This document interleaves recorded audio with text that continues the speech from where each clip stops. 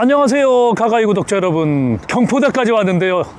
오늘 굉장합니다. 바람이 갑자기 쌀쌀해졌는데, 자, 오늘의 주인공 11세대 혼다 어코드 하이브리드입니다. 차가 많이 길어졌습니다.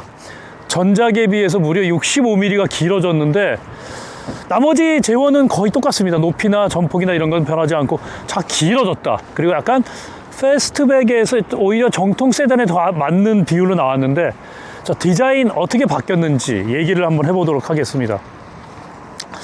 전면, 요즘 혼다 이 부분은 저희가 얼마 전에 했었던 CR-V랑도 굉장히 비슷하죠. 굉장히 날렵하게 음으로 판 헤드라이트와 주간주행 등. 그다음에 라디에이터 그릴은 기존 오히려 10세대나 이런 거에 비해서 훨씬 더 얌전해진 것 같은 저는 그런 느낌이 드네요. 라디에이터는 굉장히 평범합니다. 그리고 전체적으로 범퍼라든지 이런 쪽에 디테일들을 보면은 그냥 혼다 어코드 세단이다. 대신에 오히려 볼륨감을 이 보닛 쪽에서 볼륨감을 딱 줬죠. 선들을 쭉 피다가 약간의 보닛을 이렇게 말아놓은 듯 하면서 거기서 약간의 스포티한 더 느낌을 줬고요. 많이 바뀐 부분은 19인치 휠이죠.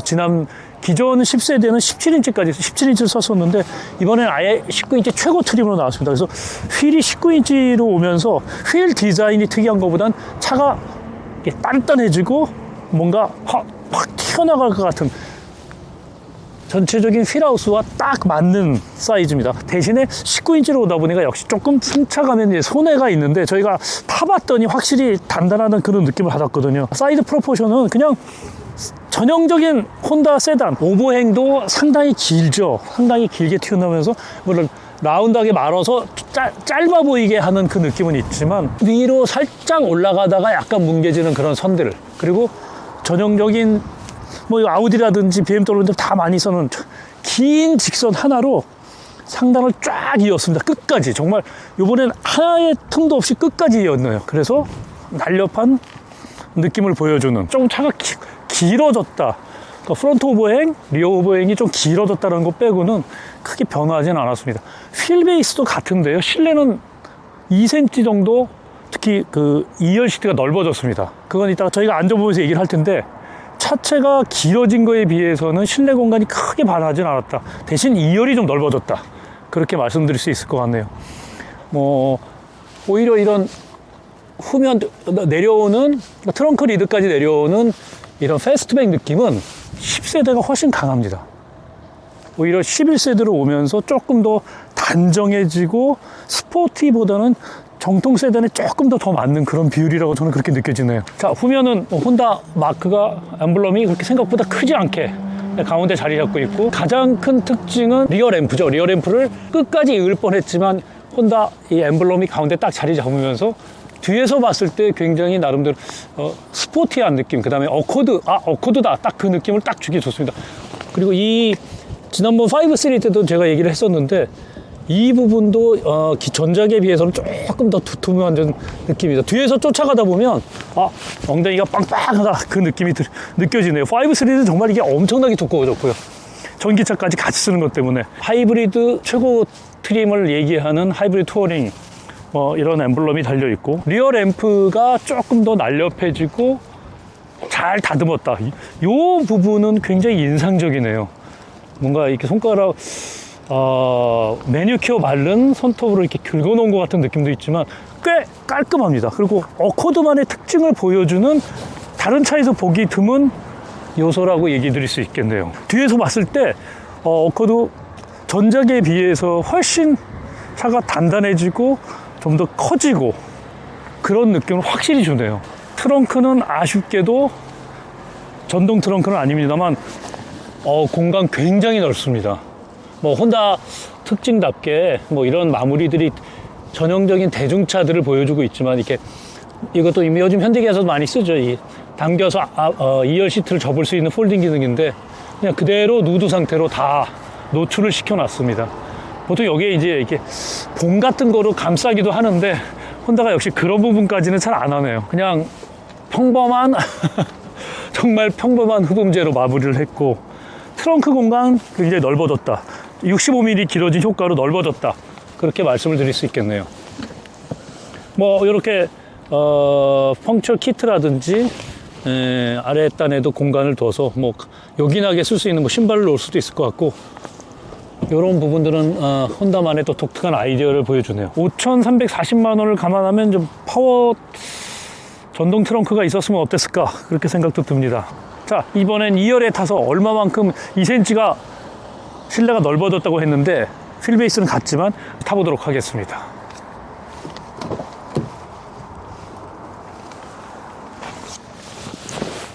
오, 이야, 거의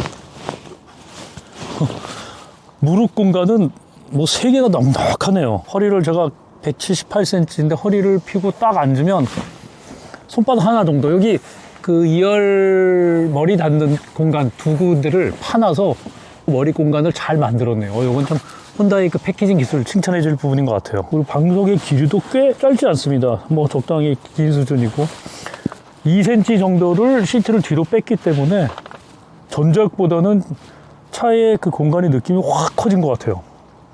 근데 뭐 역시 뒤에 2열에 앉아 보니까 1열과 다른 혼다만의 특징이 보입니다. 뭐 좋은 특징은 아닌데, 이 에어벤트 이런 거 보면 제가 대학교 시절 탔던, 마지막에 아버지 물려받았던 스텔라 같은 정도 느낌 수준이라고 할까. 예를 들면 와, 이거 정말 기본기에 충실한 혼다라고 하지만 정말 5천만 원대 차 같지 않은 에어벤트네요. 근데 뭐 USB C타입 2개 잘 달려 있고요. 시트의 감촉이나 쿠션감은 상당히 좋습니다. 엉덩이 밀착감도 좋고, 대신에 이제 이런 저렴한 하드 플라스틱을 썼는데 여기 뭔가 좀 뭔가 하나라도 좀 부드러운 부분을 좀 덧댔으면 어땠을까, 조금 아쉬운 부분이네요. 뭐 혼다가 늘 이런 거 잘 안 하는 진짜 고집 불통인데, 이런 쪽의 그 재질감들은 정말 기본 대중차 그대로 보여주대.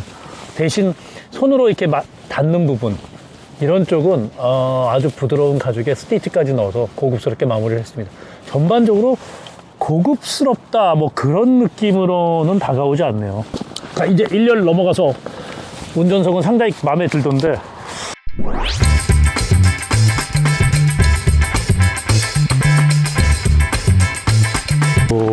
일단 1열에 탑승했을 때 시트 착자감 상당히 좋고요.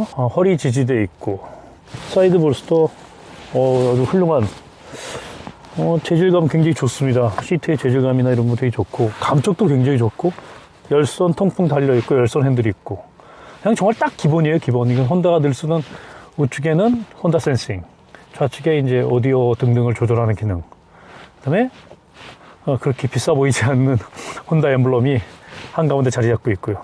뭐 이 부분, 그 핸들 열선이 있는 부분도 지난번 저희가 탔던 CRV라든지 파일럿이라든지 다 공용하는 부분이네요. 그 다음에 뭐 윈도우 버튼들도 그냥 딱 있을 곳에, 그리고 눈으로 봤을 때 이게 정말 북미형 사양이다라고 딱 느껴지는 게, 이게 눈으로 봤을 때 모르는 버튼이 없어요. 뭐 이것도 전기 모드로 달리는 버튼이겠구나, 오토 홀드, 그냥 다 봤을 때 UI 그래픽보다 그냥 다 예전부터 쓰던, 다 플라스틱 질감에 이게 손으로 잡았을 때 잘 작동할 수 있을 정도.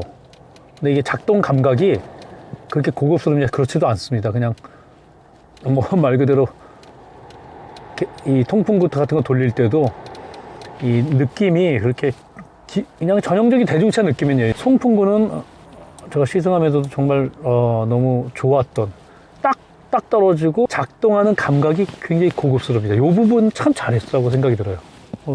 이 부분은 굉장히 칭찬할 부분이고,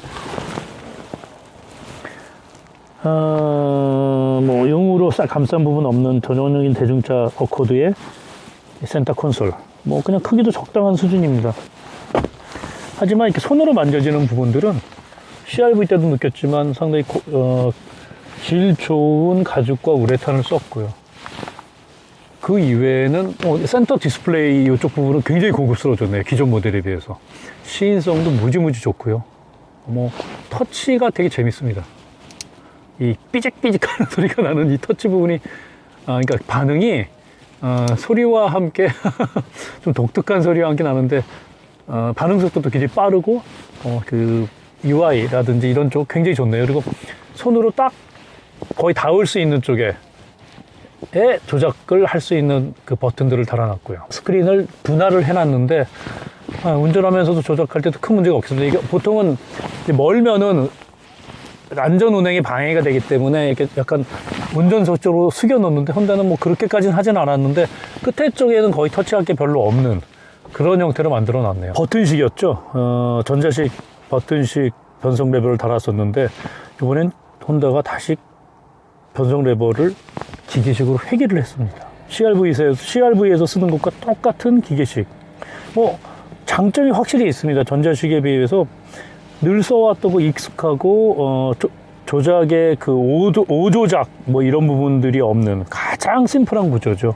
대신에 이제 기계식을 하다 보면 이런 공간들을 활용하기 어려운 부분이 생기죠. 북미에서 가장 많이 팔리고 차량 이 어코드 판매의 거의 70~80% 북미에서 팔리기 때문에 그쪽 소비자가 제일 편하게 쓰는 방법을 채택했다. 그렇게 이해를 하시면 될 것 같습니다. 그리고 제일 귀여운 요 볼륨 오디오 버튼, 이렇게 앙증맞은 조그맣게 아주 앙증맞은 버튼을 달려 있는데, 뭐 이것도 위치라든지 요거 이쁜 것 같네요. 오히려 이런 공조라든지 이런 걸 돌리는 이 패턴이나 이 조작 소리 느낌이 좀 고급스럽지 않다. 정말 대중차 같다. 그렇게 말씀드릴 수 있을 것 같습니다. 기본기에 충실한 혼다기 때문에 뭐 인테리어의 화려함은 뭐 기대하진 않았지만 그래도 에어벤트만큼은 적어도 화려하고 보기 좋다. 대신 이 부분이 앰비언트 라이트가 아닌 그냥 블랙 유광일 뿐이다. 그게 아쉬운 부분이네요. 이건 뭐 저희가 주행을 하면서도 얘기를 해보도록 하겠습니다. 자, 이제 본격적으로 이 어코드 11세대 기본기가 더 좋아지고 그 다음에 새로운 모션 매니지먼트가 들어가서 한결 완숙한 코너링과 핸들링을 보여주는 모션 매니지먼트까지 테스트를 해보도록 하겠습니다.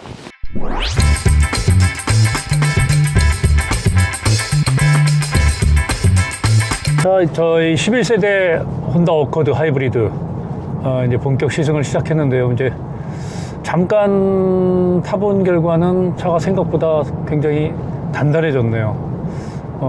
최근에 탔던 5 시리즈보다 오히려 더 단단한 것 같습니다. 중량이 일단 1600kg 정도밖에 안 돼서 기존 물론 10세대보다는 35kg가 무거워졌다고 하는데 전체적으로 길이만 한 65mm가 길어졌지 전폭이나 전고라든지 이런 쪽은 커진 게 없네요.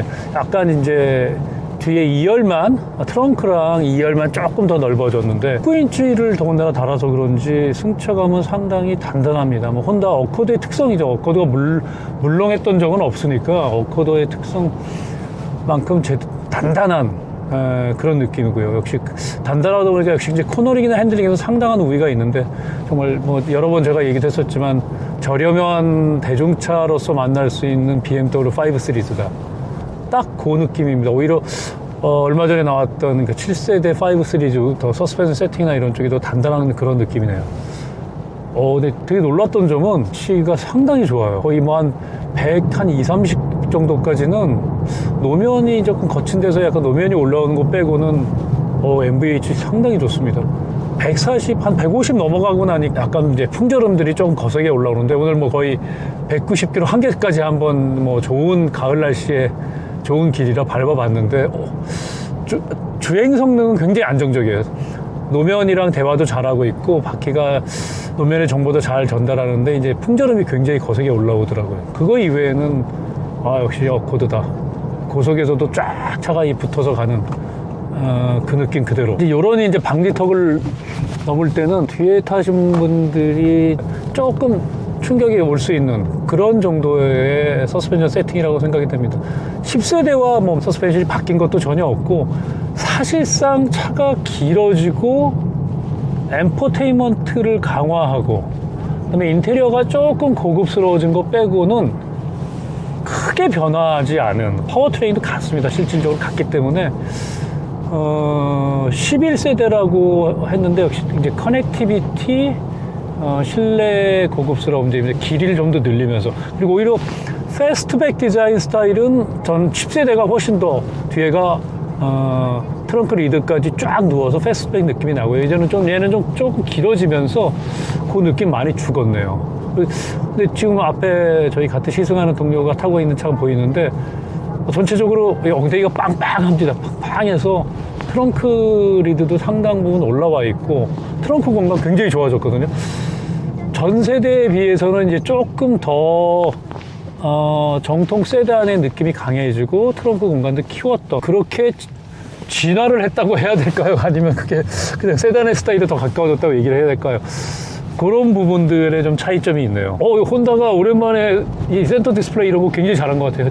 혼다가 이 부분이 참 약했었는데 근래 되게 좋아지는 것 같네요. 그 다음에 10.3인치 디지털 디스플레이는 뭐 기존에 썼던 뭐 파일럿이라든지 익숙합니다. 뭐 크게 변하는 게 없고요.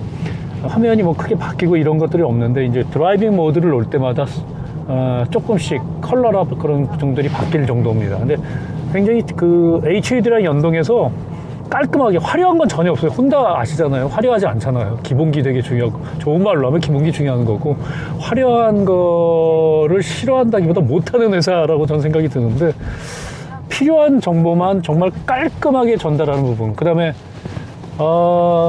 지금도 근데 다시 작동을 해야겠네요. 혼다 센스 제가 늘 얘기했었지만 이 파란색 그러니까 그린색으로 이렇게 차선을 보여주면서 앞차까지 쭉 안내해주면서 제가 그 중앙차선을 유지하고 있는지 등등 보여주는 이 혼다 센싱 굉장히 정말 편리해요. 근데 이제 급격한 코너라든지 이런 데서는 차선 이탈 경보를 하고 이제 해지가 되는데 이 혼다 센싱은 뭐 하여튼 믿을만 합니다. 정말 여러 번 칭찬을 했던 요소 중에 하나인데 지금도 차가 단단하다 보니까 뭔가 약간의 방지턱을 넘는데 꽤 강하게 좋은 말로 하면 노면과 대화를 해주고 있습니다. 꽤 충격이 옵니다. 단단해진 서스펜션 때문에 고속주행감의 이 지면에 쫙 붙는 그 느낌도 훨씬 좋아졌고요. 혹시 이제 발군의 실력이 이제 혼다 어코드 역시 이제 드라이빙 머신에 가깝기 때문에 핸들링과 코너링 이 부분이 굉장히 좋았는데 이번에 또 이제 혼다가 새로운 기술을 장착을 했죠. 핸들링과 코너링을 위해서 특히 이제 그 고속에서 레인 체인지라든지 등등에서 또 도움을 주는데 모션 매니지먼트 이제 새로 기능을 얻는데요. 기존에도 뭐 이런 비슷한 기능들이 꽤 많이 있었죠. 근데 기존 방식들은 상당 부분이 이제 브레이크 제어가 많았는데 혼다는 동력까지 나눠서 전달을 해서 필요에 따라서 코너라든지 급격한 핸들링을 할 때 차체의 이 자세를 제대로 딱 잡아주는 그러니까 운전의 재미도 강화되고요. 그 다음에 세이프티한 드라이빙도 할 수 있는 그 두 가지 특징을 보여줍니다. 그 부분은 정말 급격하게 코너링을 해보거나 고속 코너링을 해보니까 이렇게 뒤가 쫓아오네? 제대로 사륜구동이 아니잖아요. 지금 저희가 타고 있는 게 어코드 하이브리드 우리나라 지금 단일 트림인데 5,340만 원짜리 뭐 가격은 이따 다시 한번 얘기는 해야겠지만 단일 트림으로 전륜구동인데 사륜구동 그 느낌 마치 크라운 크로스오버를 탔을 때 그 사륜구동 그 느낌처럼 뒤가 제대로 딱딱딱딱 쫓아오는 그 전륜구동차의 한계를 어느 정도는 특히 상당 부분 만회를 해준 부분인 것 같아요. 언더스테어가 나는 부분들을 꽤 잘 잡아주고 있고 그런 점에서는 펀트 드라이브를 하려는 대중 브랜드의 뭐 스포츠 세단, 어코드 11세대 상당히 진화를 잘했다고 생각이 듭니다. 이제 과거에는 현대기아가 뭐 한 20년 전, 15년 전만 해도 어코드를 그랜저와 비교를 했었죠. 근데 지금은 이제 그렇게 비교할 수는 없는 것 같아요. 소나타도 K5도 약간 스포츠 세단에 가까운 세팅이기 때문에 그랜저는 이제 차도 훨씬 더 크고 실내도 훨씬 고급스럽습니다. 근데 이제 결국 가격에 대한 얘기를 하다 보면 이게 그냥 자연스럽게 가격은 소나타를 훌쩍 뛰어넘어서 그랜저 하이브리드랑 가격이 같거든요. 거의 풀옵션 트림일 때. 근데 실내에 눈에 보이는 고급스러움은 그랜저가 훨씬 화려하죠. 고급스럽다기보단 화려하다고 저는 얘기할 수 있을 것 같아요. 그 흔한 앰비언트 라이트도 하나도 안 해놨습니다. 혼다 진짜 박하네요. 그러니까 앰비언트 라이트가 운전의 기본이랑 무슨 관계가 있어? 또 그렇게 말하면 이해는 돼. 혼다의 철학은 이해되지만 소비자가 좋아하는데 어쨌든 안 했습니다. 대신 5,340만 원 이제 이게 이제 US 달러 문제 미국 공장에서 가져오니까 이게 39,500달러 정도 하더라고요. 미국에서 풀옵션 트림이. 그러니까 한국 가격이 거의 그냥 환율 계산하면 거의 비슷해요. 한 1,300, 340원 계산하면 그 가격인데, 혼다 코리아도 고민은 많았겠지만 그건 어차피 혼다 코리아의 고민인 거고, 소비자 입장에서 5,340만 원짜리 어코드 하이브리드 그렇게 화려하지 않은데 했을 때 좀 이제 고민이 생기겠죠. 에어벤트가 굉장히 방향 조절도 깔끔하고요. 그 다음에 이렇게 딱 위로 아래로 한 개에 딱 다다르거나 중앙에 딱 왔을 때 딱딱 이 소리를 줘서 정확하게 조작할 수 있는 그런 반응을 주네요. 근데 그게 굉장히 고급스럽습니다. 이게 그냥 흔들흔들하는 게 아니라 이 조작 장치 느낌이 조금 싸구려 보이는 거 빼고는 굉장히 좋네요. 이 마름모 패턴으로 처리한 패턴도 상당히 고급스럽습니다. 알루미늄 이런 건 아닌데 질감도 굉장히 좋고, 에어벤트는 굉장히 마음에 드네요. 여기 전체적으로 굉장히 고급스러워요. 재질감도 괜찮고. 하지만 역시 혼다는 기본기에 충실한 회사라 나머지 이제 직접 만져지지 않는 곳은 뭐 기존 혼다의 특징을 그대로 살렸습니다. 저렴한 소재를 잘 썼죠. 그 이외에는 아주 괜찮은 질감, 특히 스트레인 휠 요 단단하면서 약간의 쿠션감이 있는 스트레인도 굉장히 좋고요. 그리고 동급 캠리에는 없는 이 통풍 시트를 1열에 다 달았고, 그리고 2열에 혼다가 웬일이야 열선 시트까지 달아줬네요. 통풍 열선, 그 다음에 핸들 열선까지. 잘 못했던 부분들, 특히 한국 소비자 좋아하는 부분들을 올해 제대로 보강을 했는데, 어쨌든 좀 화려함은 없다. 이런 부분들은 가격을 계산하면 아쉬운 부분이라고 말씀드릴 수 있을 것 같고요.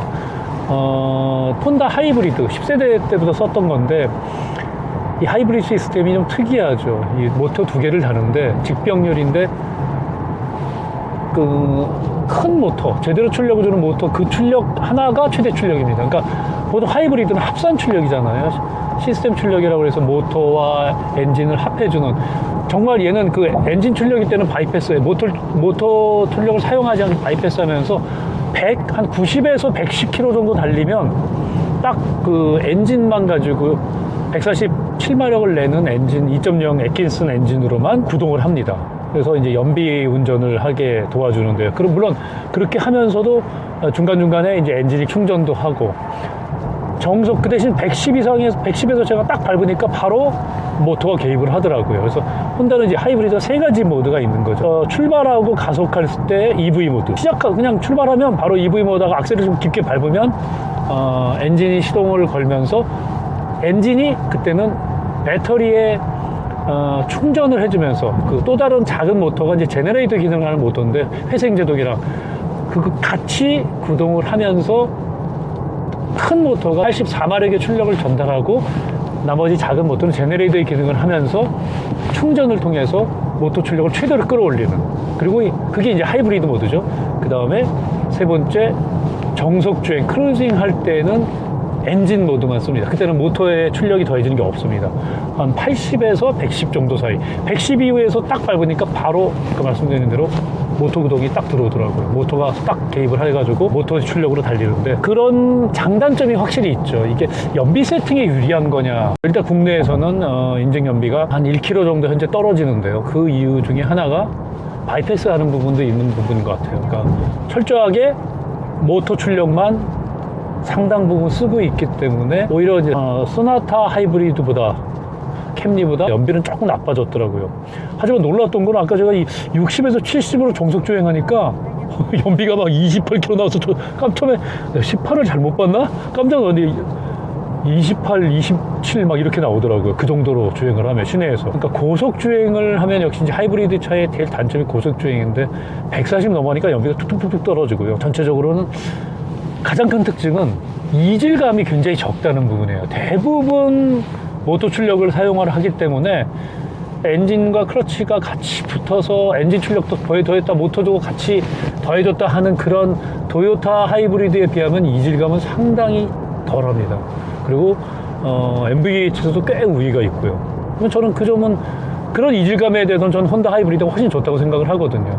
현대는 이제 자동 변속기를 쓰죠. 이제 도요타나 혼다는 ECVT를 쓰는데, 적어도 혼다의 하이브리드는 도요타 하이브리드 ECVT에서 나오는 그런 그 구동음 이런 것들이 훨씬 더 정제되어 있고 모터 출력을 많이 쓰면서 그런 MVH나 이질감들을 굉장히 잘 잡아냈다고 저는 생각이 듭니다. 혼다 하이브리드는 그런 점에서 연비 위주다 라고 그렇게 얘기할 수는 없는 것 같아요.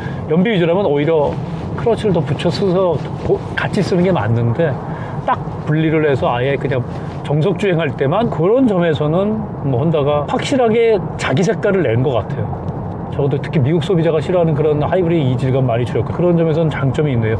이제 물론 도요타도 지금 2.4 그 듀얼 부스트 이건 정말 예술이에요. 그래서 감탄이었는데 그냥 2.5 하이브리드 풀 하이브리드보다는 저는 혼다의 하이브리드에 더 손을 들어주고 싶습니다. 당장 올해 말에 글로벌 공개를 하고 그 캠리 하이브리드 풀 모델 체인지가 이제 이달 말에 있죠. 내년도에는 이제 국내에 들어올 텐데 그때 어떻게 도요타 하이브리드가 조금 더 진화를 했을지 굉장히 궁금한 요소 중에 하나입니다. 뭐 하여튼 하이브리드 가지고 얘기를 하다 길어졌지만 6, 70km 한 80까지 정속 주행하면 23, 4는 그냥 나온다. 그리고 이제 고속 주행을 좀 하면은 정도까지 괜찮게 나오는 것 같아요. 공인 연비보다는 훨씬 잘 나옵니다. 공인 연비 17보다는 시내 주행에서도 거의 17 이하로 나오기는 어려울 것 같은 그런 점에서는 혼다 하이브리드의 매력이 있습니다. 유무선 카플레이나 안드로이드 오토를 쓸 수 있다. 뭐 그것도 요즘 이제 현대기아차도 그렇게 가고 있는데 뭐 그 부분도 꽤 혼다가 잘하고 있는 부분이죠. 혼다 센싱은 뭐 제가 누누이 얘기 드렸지만 하여튼 굉장히 훌륭합니다. 이 앞차가 없어도 미친 듯이 튀어나가지 않아요.